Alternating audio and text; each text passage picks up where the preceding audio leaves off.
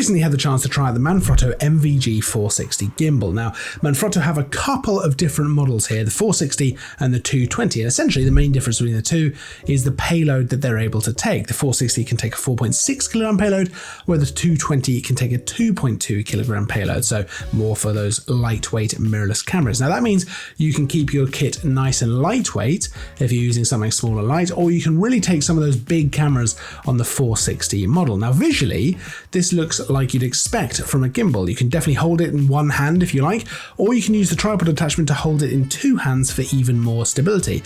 And what I like about this is the ability to move the gimbal from upright to horizontal and then to downward, all while the camera maintains its position. But this definitely feels like more than just a stabilizer. I've used a lot of gimbals in the past, and what I like about this is there is so much more to it. It really feels designed with a single operator in mind, which is fantastic for my personal workflow. I've had trouble in the past as a single operator when it comes to focus or controlling the direction of the camera on a gimbal, and it has sometimes led to me shooting handheld just to get around some of those issues. But here, I have all the controls I need right on the gimbal, and for the most part, I can operate the whole thing one-handed. Now the gimbal can connect to your camera via USB, which allows you to start and stop recording from the control panel actually on the gimbal itself.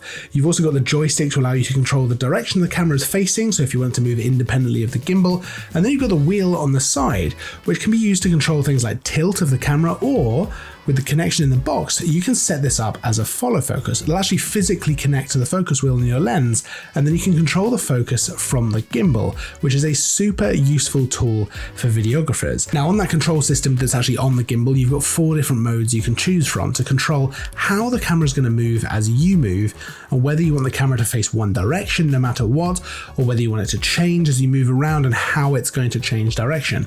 You've even got things like the Inception mode that adds a creative barrel roll effect, like in the film Inception. Now personally, I really love how this gimbal not only works really well as a stabilizer, but has so much utility to work the way you want it to work. And as a single operator, solo videographer, this is a super useful tool and probably one of my favorite gimbals that I've used so far. Now of course, as always, you can check out the gimbal for yourself by following the link in the description. Don't forget to like and subscribe as well for more content always coming soon. I'll be seeing you in the next video, but until then, as always, thanks for watching.